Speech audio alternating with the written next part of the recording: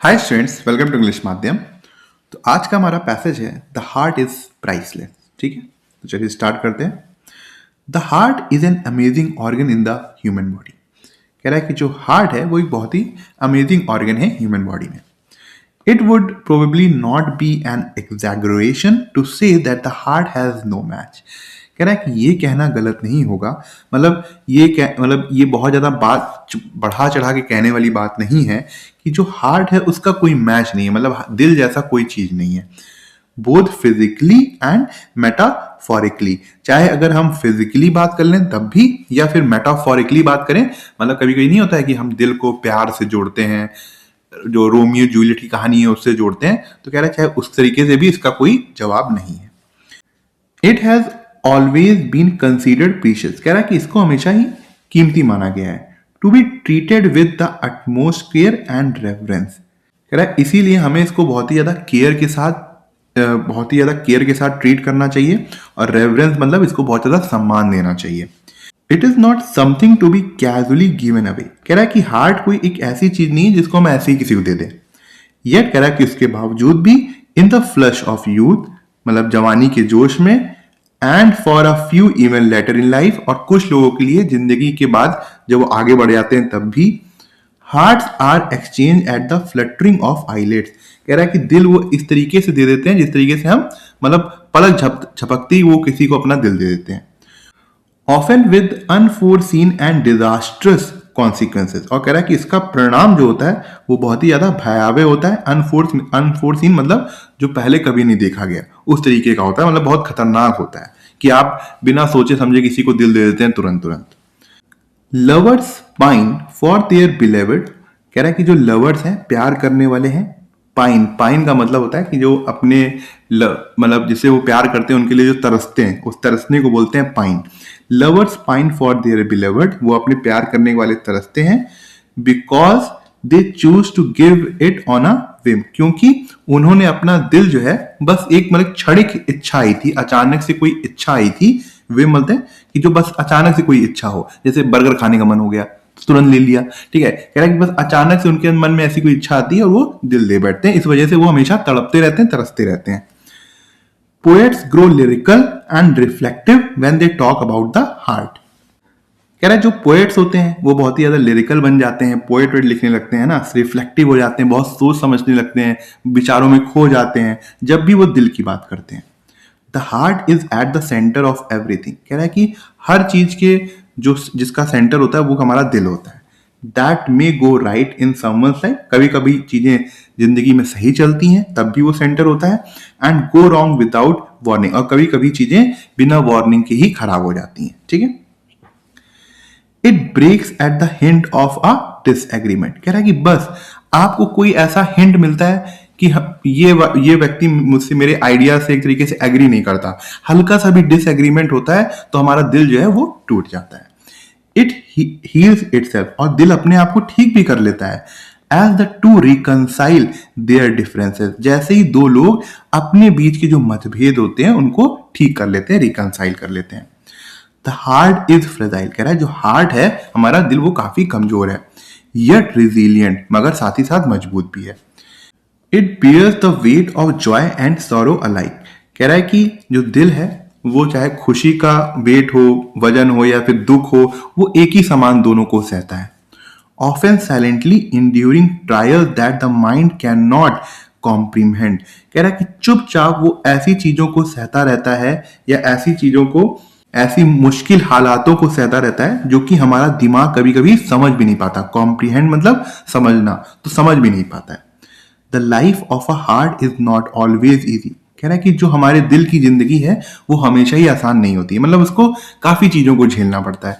कई बार प्यार के मामले में झेलना पड़ सकता है, कभी बार समाज के मामले में झेलना पड़ सकता है ना। कभी कभी हम सफल होते हैं तो खुश होते हैं, कभी कभी ज्यादातर लोग असफल होते हैं तो वो दुखी होते हैं। तो हार्ट को जो उसकी लाइफ होती है वो बहुत ईजी नहीं होती, क्योंकि हम 99% दुख में रहते हैं। Wars have been fought, princes kidnap. कह रहा है कि युद्ध लड़े गए, प्रिंसेस जो है, रानियां जो है वो किडनैप हो गई। Emperors and queen's have pronounced death sentences.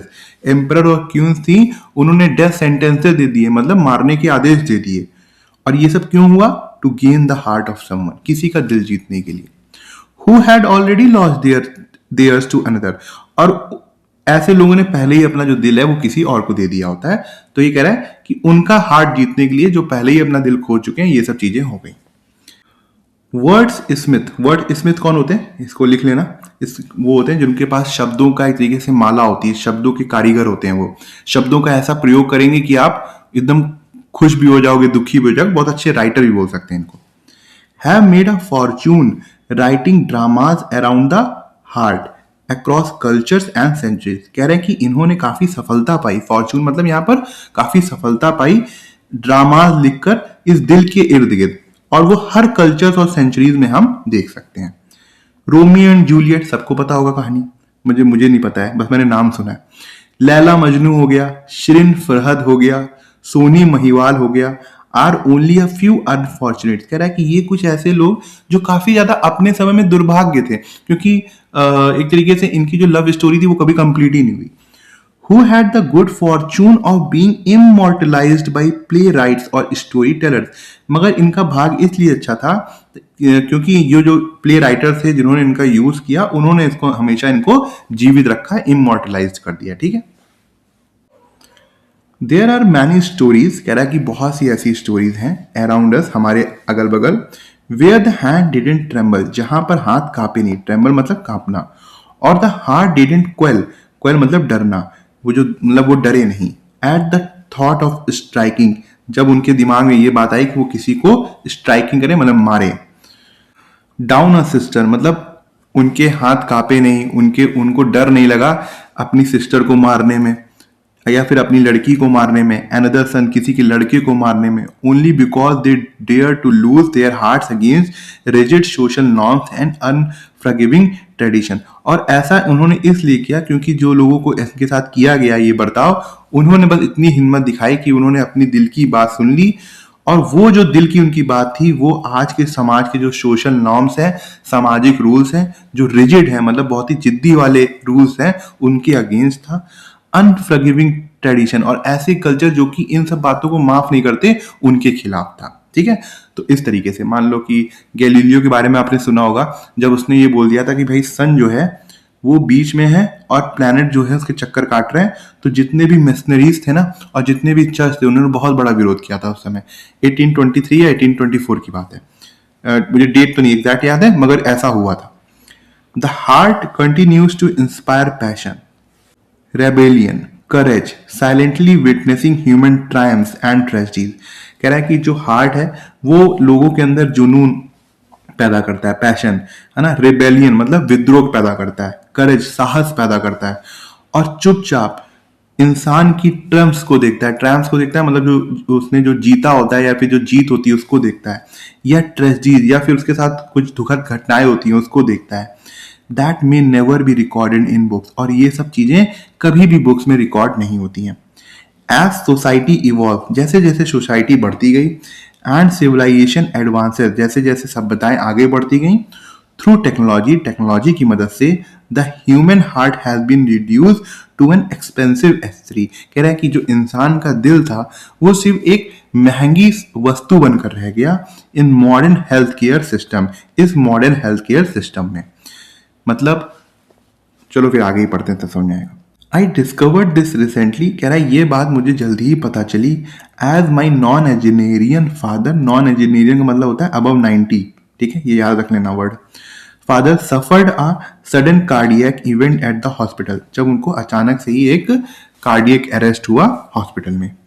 The doctors advise him to have an upgraded device connected to his heart, कि डॉक्टर ने उन्होंने एडवाइस दे दी कि वो एक उसको कहते हैं ना हार्ट पेसर, वो उनके हार्ट में कनेक्ट कर दिया जाएगा, to regulate the pumping of blood, जिससे जो ब्लड की पंपिंग होती है हार्ट से उसको कंट्रोल किया जा सके।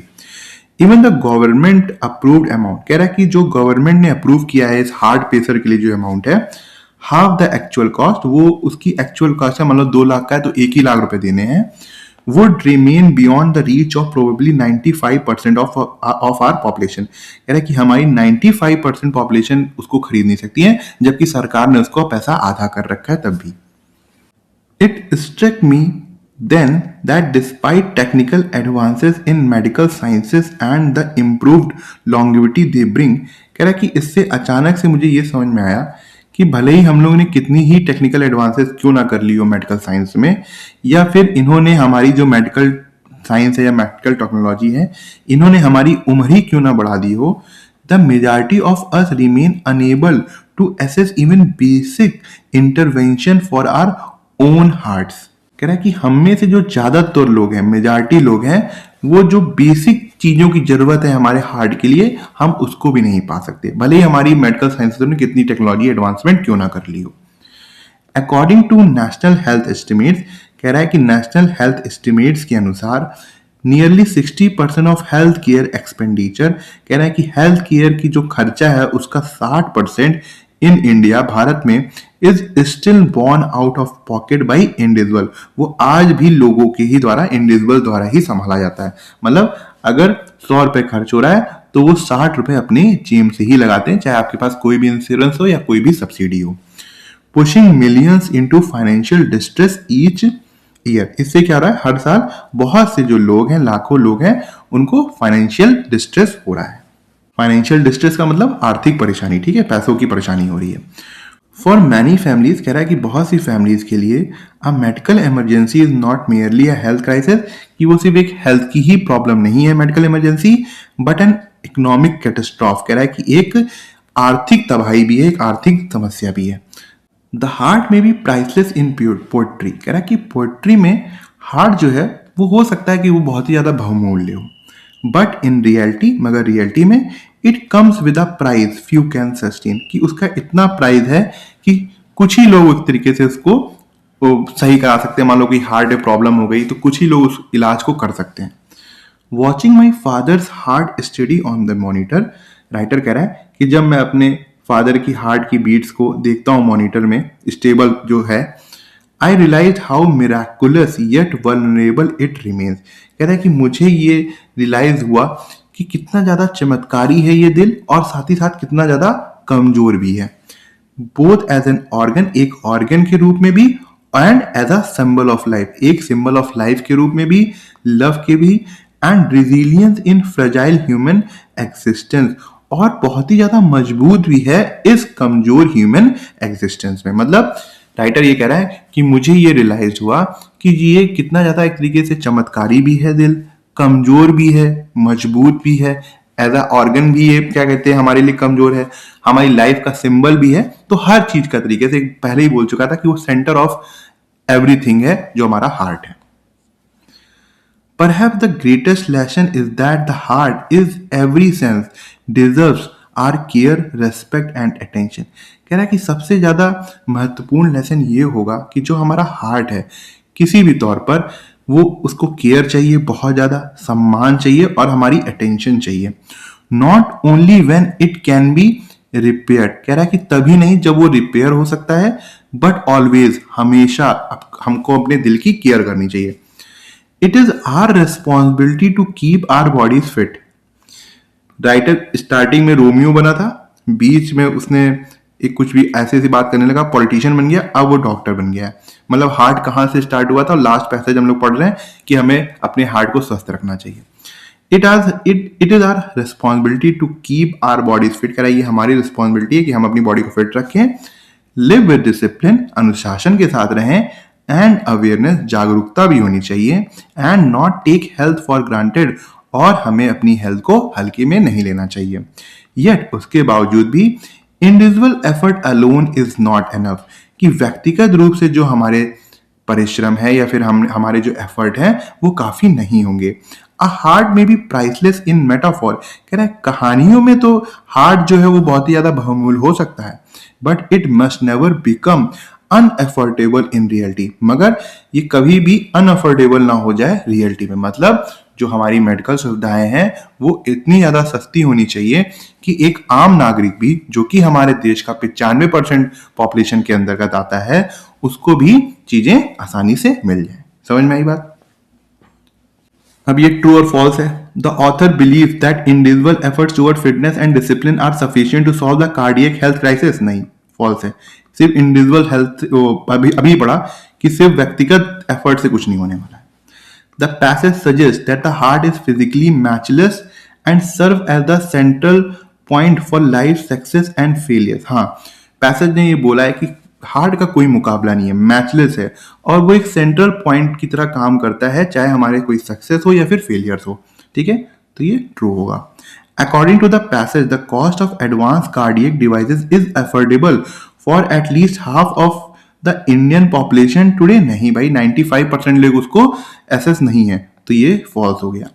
Historical and literary figures like Romeo and Juliet are mention to show how the heart has been immortalised by writers. कह रहा है कि जो रोमियो और जूलियट का या और भी जो फिगर थे उनका जिक्र किया गया पैसेज में, वो इस वजह से किया गया कि राइटर्स को ये दिखाने के लिए कि राइटर्स ने इनको अमर बना दिया। तो ये एकदम ट्रू है। तो क्या हो जाएगा? False true false true false true false true. तो ये हमारा करेक्ट आंसर है। अब ये क्वेश्चन 2 देखो। What does the author imply about the relationship between medical science progress and the average citizen's reality? कह रहा है कि ऑथर ने क्या बताया है कि जो मेडिकल की प्रोग्रेस हुई है, ठीक है, और जो एवरेज सिटीजन है उनकी रियलिटी के बारे में। मतलब उसने ही बोला था ना कि भाई मेडिकल साइंस चाहे कितनी भी एडवांस हो गई हो, मगर आज से हम लोग भी मतलब 95% लोगों के पास आज भी अपने हार्ट के बेसिक इंटरवेंशन के लिए पैसे नहीं है। ये बोला था ना पैसेज में। Technical advances in medical science have successfully increase longevity and made heart intervention accessible to everyone. नहीं, 95% लोगों के लिए एसेसिबल नहीं था। The evolution of health care technology has prioritize the poetic value of the heart over the practical need for affordable surgical interventions. कह रहा है कि ये जो हमारी हेल्थ केयर टेक्नोलॉजी में एवोल्यूशन आया है, एक तरीके से बढ़ोतरी हुई है, इसने पोएटिक वैल्यू को, मतलब जो पोएट वाली वैल्यूज थी हार्ट को लेकर बहुमूल्य, उसको प्रायोरिटी दी है, मगर प्रैक्टिकली हार्ट को कोई भी प्रायोरिटी नहीं दी है। ऐसा भी कहीं नहीं बताया गया।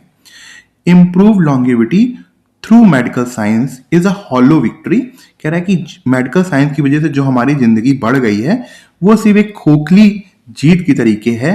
If the majority of the population, अगर हमारी जो पॉपुलेशन की मेजॉरिटी है, remains unable to afford basic heart interventions, अगर वो सिर्फ बेसिक हार्ट की जो इंटरवेंशंस हैं या फिर दवाइयां हैं या फिर उससे रिलेटेड जितनी भी चीजें हैं वो अगर एफोर्ड नहीं कर सकते हैं, तो यही बात कही गई थी। तो सी हमारा एकदम करेक्ट आंसर है।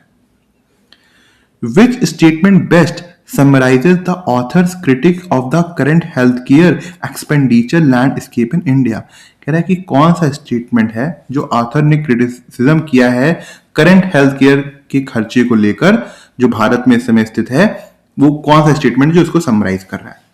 Private insurance coverage has significantly reduced the out-of-pocket burden for most families facing a sudden and unexpected medical emergency. कह रहा है कि जो प्राइवेट इंश्योरेंस है उन्होंने काफी ज्यादा खर्चा कम कर दिया है जो अचानक से लोगों के ऊपर पड़ता है जिनके पास तरीके से अनएक्सपेक्टेड इमरजेंसी आती है। ऐसा कहीं नहीं बताया गया। Nearly 60% of health care cost are paid directly by individuals. हाँ, बताया गया था ना कि 60% जो है वो व्यक्तिगत रूप से लोग अपनी जेब से ही खर्च करते हैं। Often transforming a medical crisis into long term economic catastrophe. कह रहा है कि ये जो उनके घर में मेडिकल क्राइसिस आती है, जो इमरजेंसी आती है, उससे क्या होता है कि वो एक आर्थिक तबाही की तरफ आगे बढ़ जाते हैं जो लॉन्ग टर्म की होती है। तो बी एकदम करेक्ट आंसर है। ठीक है, फिर द ब्लैंक्स है, एक बार खुद से ट्राई करो। हम लोगों ने पैसेज में सब कुछ पढ़ लिया है। Well the heart is seen as a whimsical organ. नहीं, विमिस्कल नहीं, रिजिलियंट ऑर्गन ठीक चलता है। लिरिकल पोइट्री वाला, वनरेबल कमजोर नहीं। विमिस्कल मतलब जो कोई व्यक्ति अपने ही मन से कुछ करने लगता है अचानक से, तो ये तो मीनिंग नहीं है। ये भी नहीं है, ये भी नहीं है। रिजिलियंट से तो पता चल गया, बी आंसर है। Modern advance have turn into an accessory. हाँ, एक वस्तु के रूप में उन्होंने इसको चेंज कर दिया in health care. Meanwhile the heavy burden of out of pocket expenses, सही है, often transforms a medical event into an economic catastrophe. ठीक है, मतलब जो भी एक इमरजेंसी पैदा होती है तो ज्यादातर क्या होता है कि वो एक तरीके से आर्थिक संकट बन जाता है बहुत सी फैमिलीज के लिए। तो बी हमारा करेक्ट आंसर है। In the context of the passage, कह रहा है कि पैसेज के कंटेक्स्ट के अनुसार find the pair that correctly provides our synonym for resilient. Resilient का सिनोनिम बताना है और एंटोनिम बताना है प्राइसलेस का। भाई प्राइसलेस मतलब हो गया बहुमूल्य, रिजिलियंट मतलब हो गया कोई चीज जो बहुत ज्यादा मजबूत है। The word reflective serve as synonym. Reflective मतलब बहुत ज्यादा सोच विचार के नहीं। The word tough serve as synonym, हाँ टफ हो जाएगा। वाइल वर्थलेस, हाँ प्राइसलेस का वर्थलेस सही है antonym. Serve as the most appropriate antonym the word, तो बी करेक्ट है। द वर्ड क्वाइल, क्वाइल मतलब डरना, serve as a synonym, synonym नहीं होते तो एंटोनिम हो जाएगा। The word accessory serve as a synonym नहीं, तो बी हमारा करेक्ट आंसर है।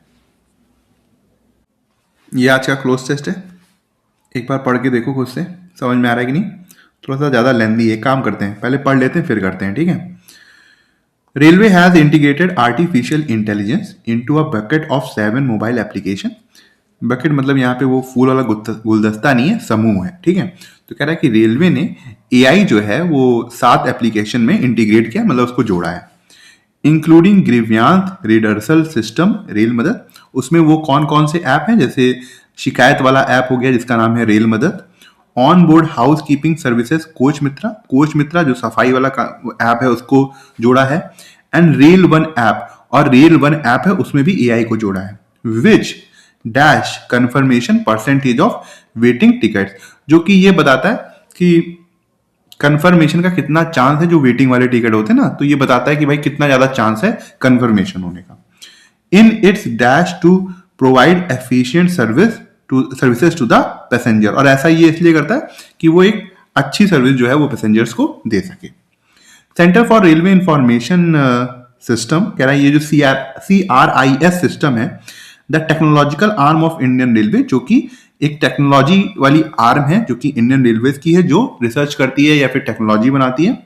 Is also working to dash AI into another bunch of 15 application to improve security. वो और भी ज्यादा काम कर रहे हैं एआई को जोड़ने में, जो और 15 एप्लीकेशन है उनमें कि, और ऐसा वो क्यों कर रहे हैं, ताकि वो सिक्योरिटी को इंप्रूव कर सके। इंक्रीज फ्राइट लोडिंग, फ्राइट मतलब समझ रहे हो, जो सामान होता है गोदाम वोदाम सामान देखे होगे ना जब ट्रेन में चढ़ते होगे, तो वो जो सामान चढ़ता है उसको बोल रहा है कि इंक्रीज फ्राइट लोडिंग, और ज्यादा इंक्रीज करना चाहते हैं उसमें। For better operation of train, और साथ ही साथ और भी जो ट्रेन के अलग अलग ऑपरेशन है उसको भी अच्छा करना चाहते हैं। कुछ भी हो सकता है वो, चाहे वो कैटरिंग सिस्टम हो जाए, है ना, खाने वाला सिस्टम हो गया, या फिर जो हाउस कीपिंग वाला हो गया, मतलब साफ सफाई वाला काम हो गया, तो सबको सबकी बात हो रही है यहाँ पे। Among the others, 7 operationalized AI-embedded apps are generation of optimized and automated local links, coaching crew link management system and track management system. कह रहा है कि वो जो 7 एआई जो ऐप हैं जिनमें एआई जोड़ा गया है, उसमें और जो ऐप हैं वो कौन कौन से हैं। एक गोल वाला हो गया कि फुल फॉर्म लिखा हुआ है, ठीक है, CCLMS हो गया, या फिर ट्रैक मैनेजमेंट सिस्टम हो गया, मतलब और भी उन्होंने जोड़ रहे हैं उसमें। कोच मित्रा की बात हो रही है यहाँ पे। Meanwhile dash operational in 74 train. कह रहा है कि ये जो कोच मित्रा वाला मित्र वाला एक तरीके से बोल सकते हैं, वो 74 ट्रेन में ऑपरेशनल है, मतलब वो काम कर रहा है। We recently implemented an AI system in the rail one app.